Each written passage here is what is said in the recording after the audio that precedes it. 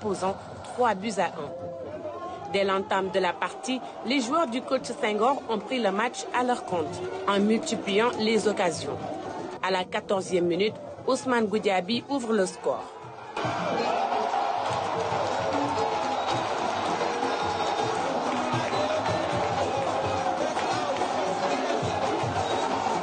Les Rufisquois ont du mal à construire leur jeu.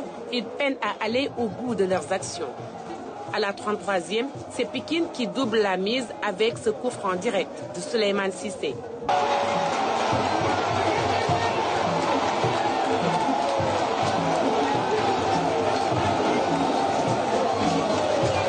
À la mi-temps, les supporters de Pikine sont sûrs de remporter le match et même de corser le score. Chez les Rufisquois, on croit aussi à un renversement de situation. Bon, nous avons joué cette pression. Bon, moi, je sais si kàttanu yàlla ñuy égaliser te dañuy gagner inchallah. Tey dañoo ñëw ndax ndam dañ ñee Tëngéej waruñoo nangu mu ñëw suñu biir stade dafa yóbbaale ñëwee moo jël championnat bi Assane Djigo moo tax ñu tey dañoo ñëwaale ak ndam bëgguñu Tëngéej yóbbaale loolu bu muy jël na ko jël feneen mais du buñu mu jël ko Assane Djigo dañu dañoo bëgg a jël 3e. À la 86e minute, Adama Diarra réduit le score pour le Tëngéej FC.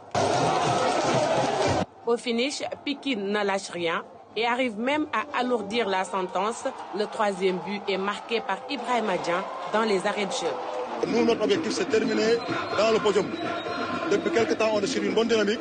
Donc, il fallait continuer sur cette dynamique pour pouvoir bien voyager à Ziguinchor. C'était ça la motivation. L'équipe a trouvé de la confiance. On sait que les vraies valeurs du football, c'est le collectif. À certain moment, c'est parti. Chacun voulait faire de son côté. Mais là, on a retrouvé nos vraies valeurs. Le collectif, on s'appuie sur le collectif. On est épanoui et ça se voit sur le terrain.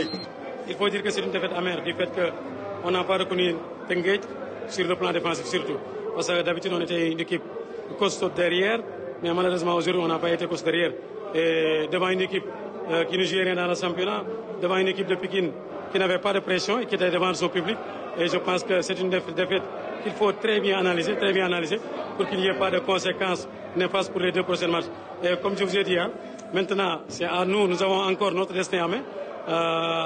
Sur les 6 points, on cherche 3 points. Donc une victoire contre Génération Foot nous donnerait le titre, ou bien une victoire contre Stade de Mbour nous donne le titre, pour vous dire qu'encore nous sommes vivants, heureusement que nous sommes vivants, mais ce sont des genres de matchs qu'on ne devrait surtout ne pas perdre. Après cette 4e défaite en 24 matchs, les prétendants au titre tiennent encore le rang avec 46 points, mais se mettent une pression, celle de jouer les derniers matchs en filigrane avec le Jaraaf. Les Dauphins est au point et le suspense persiste en cette fin de saison.